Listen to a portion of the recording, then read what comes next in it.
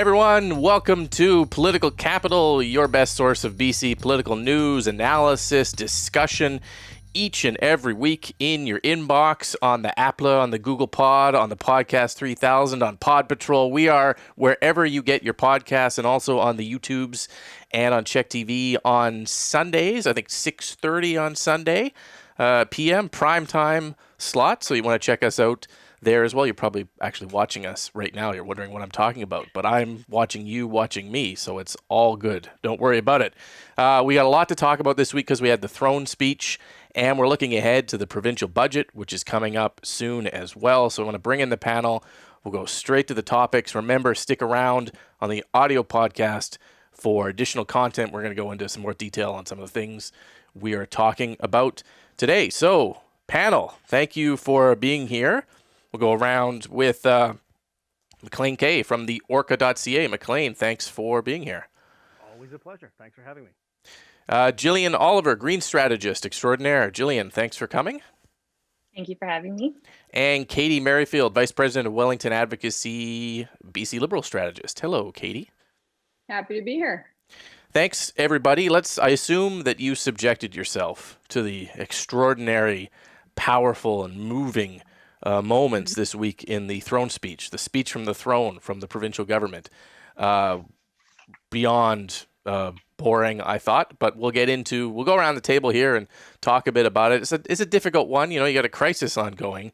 You also have to look to the future, but we're in the middle of this incredible third wave. Let's go around and chat a bit about it. Katy, what did you make of the throne speech? Sure. So I'll just give people a brief lesson for the uninitiated on what a throne speech is. It's a tradition practiced in monarchies where the sovereign or her representative reads a speech prepared by cabinet outlining the government's agenda and focus for the forthcoming session. And as a fun historical fact, the Queen was actually in Canada in 1957 and 1977 and read the federal throne speech herself, which I found out yesterday.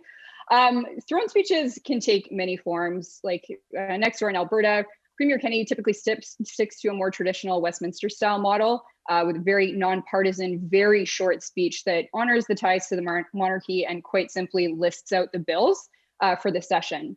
In British Columbia, we've seen a lot of various iterations of the throne speech under Gordon Campbell. There were always a number of new policy directives, my favorite being 2009's What is Good campaign. Some of Christy Clark's, I think, were more campaign oriented in their message. We often included versions of Strong Economy and A Secure Tomorrow, which was a riff of our various campaign slogans. And I think the NDP has kind of followed that method a little bit more closely. But quite frankly, for this speech, I'm going to give a pretty hot take and just say, like, nobody actually cares what's in this throne speech because we all just want COVID to finally be over. But for a far more articulate analysis of the throne speech, I'm going to kick it over to Maclean, who wrote an awesome piece in the Orca this week about it as the author of many, many throne speeches. Wait. Only I can kick it. Maclean, take this away. Sorry. No, that's fine. You can kick it. I'll give everyone kicking it authority. So you're all welcome to kick it. Now, I made it sound not cool, but go ahead, Maclean. Well, Katy is right. I did write 5,000 or 6,000 throne speeches. I'm not sure they all kind of blend together. And she's also right in that the purpose kind of changed from when Gordon Campbell to Christy Clark. Whereas Campbell, it would be a longer, denser, almost Castro-ish length of and very dense list of policy shifts, specific announcements. It was very newsworthy.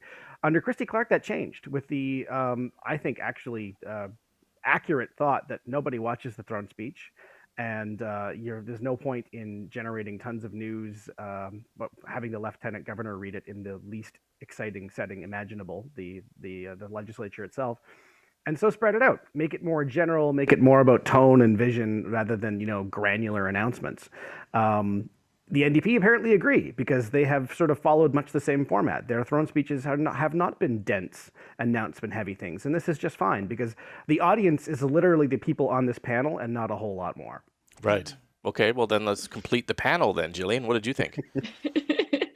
Yeah, I agree. I think that it was boring, and it usually is boring. And, it was kind of almost like a formality at this point. But I do think that if there was going to be anything different about this, that the government has taken a lot of heat for having a little bit of a muddled message with respect to the third wave. And I think that they could have leaned a little bit more heavily into that, and taken this opportunity to do that, because it was very focused on, we're almost at the end. This is the last stretch. We just need to, get through this last couple of weeks, and then we're on to our recovery, and then focus very heavily on recovery. But I think, it's not a foregone conclusion that we really are at the end of this thing.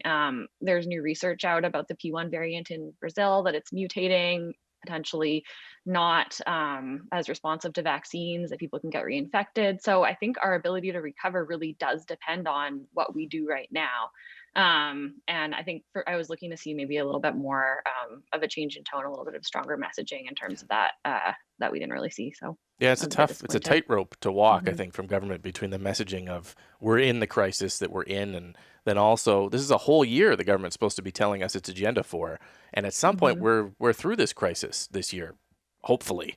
And Hopefully, yeah. what are we doing after that? And the government needs to shield itself from the idea it's not preparing for the post-COVID world by at least showing that it's trying, but not too much so that it looks like it's taking for granted we're still in a crisis. And I kind of concluded that the if they could make this as boring and just unmemorable as possible, then they won, because that they were just trying to get through it. I think we all sort of view it that way, having listened to everybody. The budget is coming up. We heard a few teasers in here that we'll probably pick up next week. A record infrastructure package. What's that going to look like? Long-term care homes, seniors care homes that trying to plug the cracks that COVID has shown. We don't know what that might look like. Healthcare, childcare. There's a lot there that the budget will have the details on, and that's just sort of the way it is. The throne speech is vague, and the budget is where the money is. So we'll pick up a lot of those themes next week as well. The other big marquee sort of anniversary, and it's a much more tragic one this week, was the 5-year mark of our overdose crisis, and 5 years since this was declared a public health emergency. And that is something that was noted in press conferences this week, but we haven't certainly managed to get our minds around how to fix it or even tackle it. So, Jillian, what did you make of what you heard there from, it was Dr. Henry, it was the chief coroner, and then later it was the politicians jumping in talking about it as well. Yeah, that's right. So Bonnie Henry and the chief coroner held a press conference. Dr. Henry's been working on this issue for long before she became a household name. She released a report in 2019. We've talked about it on the show before, outlining steps that the government could take, including bringing in de facto decriminalization of simple possession by amending the Police Act. Later, we saw the Minister for Mental Health and Addiction sort of make an incrementalist announcement that the provincial government is formalizing its request for a public health exemption to decriminalization, basically putting the onus on the federal government. Dr. Henry welcomed that, but she also said that the government's response has been painfully slow. Those are the words that she used. You could hear the disappointment and frustration, I think, behind her words, that we reached 5 years and over 7,000 people have died. I think, we'll see what happens with this. The government has taken good steps to expand safe supply, but Dr. Henry again said painfully slow. So more to do, and we'll see, I guess in another year if it's made a dent in things. Yeah, it hasn't. The numbers, I think, Mhm. 1,700 deaths in 2020, more than 320 people in the first 2 months of the year. It shows no sign of slowing. Maclean, what do we do about that? I mean, Jillian's laid out some of the best advice we've gotten from public health officials, and I mean, I'm not in a position to improve on that. It's the one thing that I think that we can do, those of us who are not experts in that field, is we have to really try hard and make this a nonpartisan issue. You see attempts at that, especially in debates in the legislature, but I mean, this is the numbers are staggering, and it does no one any good to say, well, you guys did this, you guys didn't do this, you guys aren't doing this. Something has to change. It has to change quickly, and quite frankly, wasting time, as you saw in question period a few times this week. It's not an issue where people have any appetite for partisan sniping, and it's already being overshadowed by the COVID-19 pandemic. And for those of us who are just kind of stupefied at the numbers and not knowing what else we can do, that is a place we could start. Katy, there was a lot of partisan rhetoric in question period this week. What did you make of it? There was, and I too believe that this is an issue that doesn't benefit from partisan politics. But I want to talk about the NDP for a second because they seem to have come to this realization quite late in the game. We can talk about safe supply, we can talk about the minister's overall ineffectiveness in the podcast, but what I want to pick up on is the premier's newfound message that this overdose file is a subject that transcends politics, which he said in his ministerial statement preceding question period on Wednesday. That line is very familiar to me because I wrote it when we were in government addressing this crisis. And I just want to take a second and remind people what the NDP did when they were in opposition on this file. They said that Premier Christy Clark had blood on her hands. They sent out a fundraising e-blast to their NDP supporters asking people to donate to their political party because of perceived inaction on the fentanyl crisis. So I'd argue that, attempting to fill your political coffers off the backs of dead people is a new low. And then as we were literally cleaning out our offices, this was their first attack against our outgoing government, that we didn't do anything, that we didn't care, and they arrogantly promised to fix the crisis because we didn't care enough. And I'm sorry, but we haven't seen anything since those promises were made. It certainly is an example of a party that in opposition did what it now appeals to the opposition not to do, which is take shots at the government to try and score off of this issue. And I think Maclean's right. There's no public appetite for that, but you watch in question period how it just devolves into that anyways. It just ends up, it's like people can't help themselves. Suddenly there's one little partisan shot here, not enough happened in the past, and there's another one over here, not enough's happening now, and then it's just like, House of Gorillas, people screaming at each other, and that's the end of it. And I don't know if we are ever going to get beyond that. And if we can't get beyond that, if the NDP in opposition did that, and the Liberals in opposition are doing a version of that, and then government, everyone switches roles again, can we tackle this, or are we just stuck, I guess? And I think we're going to come back to that in the podcast because there's a bigger conversation there. But this crisis, we spent a lot of time talking about COVID, and we spent comparatively little time talking about this crisis, and we are stuck. We are stuck on it. And what do we need to do to move beyond it? So stick with us for that because there's more to say about that. Picking up on a topic we talked about the other week, which is a blockade occurring at Fairy Creek, which is a location near Port Renfrew where activists have been for 8 months preventing logging company Teal Jones from logging some old-growth forest there. Jillian, I want to go to you on this because there have been some updates on it. There was statements from the First Nation, from the Pachidat First Nation, from the elected chief and the hereditary chief asking the protesters to stand down, saying they had to deal with government and Teal Jones to stop and pause. And then there was a statement from an elder asking the protesters to stay. And we find ourselves in this position now of, well, what is going on? How do we start to begin to wrap our heads around what's happening there? Yeah, that's right. The protesters have been there since August. This is one of the last intact watersheds, some of the last big trees basically on southern Vancouver Island. The estimates are that it's down to about 3% of the original amount of like the big trees that people think of when they think about old growth. And we saw this particular blockade attract international attention. There was an article in The Guardian. There was one of the stars of a TV show went and took photos, and it really has turned up the heat on things. And then the protesters or the logging company won an injunction against the protesters at the beginning of April. So there's sort of an anticipation that there could be enforcement of that, which might be like arrests or forced removal. And yeah, basically the Pachidat chief said that, the protesters need to respect their sovereignty. They have reached an agreement to prevent some of the logging of the old growth, but they didn't specify which parts of their territory that the halt is going to take place on. So the protesters are, don't know, that these are going to be the trees that they're concerned about.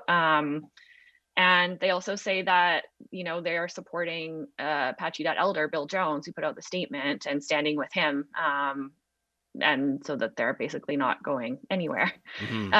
And they could be arrested at any point too, right? Yeah, for sure. We'll see. I mean, the police have so far seemed reluctant. There's been some helicopters circling overhead, but they say that they're there to help facilitate dialogue between both sides. I think they're maybe trying to avoid some of the optics that we saw with the Wet'suwet'en situation. But yeah, I mean, I think we could see it change if when we get the details of the agreement and if the protesters and Bill Jones are satisfied with where the protections are going to be. But I think, thinking about this more broadly, tells us a couple things. One, that First Nations are not monolithic. There are, tracts of old growth and blockades going up all over the coast, and each one is going to have a different dynamic with respect to the First Nations territories in which it resides. And I think it also shows that we cannot just say no to things. We have to come to the table with solutions. We have to say, if we're committed to stopping old growth, what are we going to do to help sustain communities, whether they're First Nations or other communities that have relied on logging traditionally? And I think that's a question that is still for the province and for the protesters to both answer. Mm-hmm. The province likes to talk about value added and, the paradigm shift. Well, it doesn't use the word paradigm shift, but the idea of what do you do after if you aren't logging in a traditional way, and yet we don't know what that looks like for people who have jobs in the industry who are worried. And there are some First Nations, communities that participate in logging in their community, and it's a source of economic wealth and jobs. And just taking it away is not the solution either. Without something else, but we don't know from government because we don't really know what their vision is for that file. Maclean, what do you think of what's happening down there, over there, I guess to the west of us? The thing that stands out to me is that there's a lot of confusion on who speaks for individual First Nations. And we saw this with the Wet'suwet'en protests as well, is that you've got, chiefs on one side saying this and chiefs on another side saying this. And it's not to say that's illegitimate. It's that eventually each individual First Nation, hopefully, can come to a consensus on who will be designated to speak for them on this or that issue, what we might call jurisdiction. Because, we published a piece in the Orca last year from Dallas Smith about the Wet'suwet'en crisis, and his take was essentially that this is an internal dispute that's playing out in a very ugly way, with outsiders taking sides and claiming that the person who agrees with them is the one that we have to listen to, and they're the one with legitimacy. And that's sort of happening again here near Port Renfrew. And so until these things get resolved, these kinds of conflicts are inevitable, because if you can find anyone in a First Nation who agrees with you and then point to them as, well, this is why we're doing this. Can you imagine doing that on a larger scale in Canada? If Aaron O'Toole says, yes, the United States should annex us, right? That's not justification to do it, right? Yeah. Yeah, it does bring back those same questions we had from the Wet'suwet'en situation, whereas who does government negotiate with? What level of government in First Nations? In this case, we do have the elected chief and hereditary chief signed off in a statement saying leave, and an elder saying, well, some of the other parts of the community don't believe that. And he also takes issue with the hereditary chief's ability to call himself a hereditary chief, none of which we are even remotely qualified to begin to discuss from the outside of the community. So it puts everyone in an awkward position of not quite knowing who to talk to and how we go about it. So nonetheless, it doesn't look like the protesters are going anywhere. Katy, what do you make of it?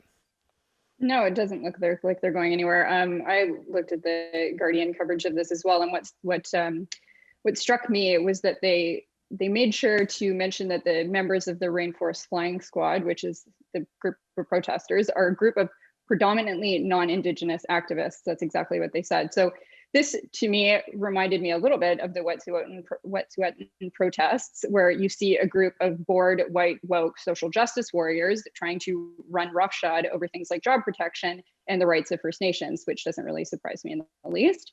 I don't think that the government is in an enviable position right now, given their commitment to both protect old growth forests, combined with the desire not to obliterate jobs in the thousands. I see they did send a statement agreeing that, or at least asking the protesters to respect the nation's request to leave, given that nation has a signed agreement with government. But it's been 8 months. We haven't seen a lot of development. We'll see what happens as we go forward. Yeah, everybody is using everyone else on this file to make a larger point, right? The protesters are using the elder and others to make their point on old growth logging, and the government is using the elected and hereditary chief to try and quell the protest because they don't really have a plan on old growth logging, and the longer this goes on, the harder it is on them. And everybody's kind of got their own agenda and their own motivations here, which is part of the reason why it's so difficult to solve and get a handle on from the outside. So I don't know if we do see arrests there, and I don't know if we see anything more from government. John Horgan spoke to, I think there was the Council of Forest Industry, or he did a forestry speech recently where everyone was waiting to hear his forest plan. How do you reconcile old growth protection with forestry, with jobs? There was nothing there. And we're still waiting on that 4 years in for that forestry plan from government, and it's not there. So that's the real issue here, if you're wondering what's going on, is we're not sure where government stands on this. Let's wrap up here with a hot take. We have a different tone. Everyone is taking Zoom calls these days, and it's much the same in the House of Commons, where Liberal MP and backbencher William Amos came back from a bike ride, changed his clothes in front of his Zoom camera, and the honourable member was shown on the floor of the House of Commons across the Zoom feed, at which point he issued an apology for his nakedness and said it won't happen again. This went viral. TMZ, CNN picked it up. It was only a matter of time, I guess. I think the question around the table is that apology okay? Is this just a misunderstanding, or is it fair to make fun of him, or what do we do with this? Let's go around. Katy. So I laughed initially when this all happened, and now I feel bad because when it became clear that the photo was shared without his consent, it wasn't funny anymore for me. I do, though, find it rather galling that some Liberals are suggesting that this requires an investigation, while at the same time they simultaneously shut down the investigation into military sexual misconduct. Yes. Maclean? I also we should not be sharing the photo of this man naked without his consent, and so in that respect, no, we shouldn't make fun of him. It is a cautionary tale, and I also think it's more accident than something that warrants an investigation. Yeah. Jillian? Yeah, I mean, I agree. I think we've all probably had some Zoom slip-ups even during the trial run of our show where my husband walked by in a towel. That's still our highest rated episode, by the way. So stick around for the podcast. We got more, but for those watching us on television or on YouTube, thank you so much for being here, joining us on Political Capital. We will see you next week.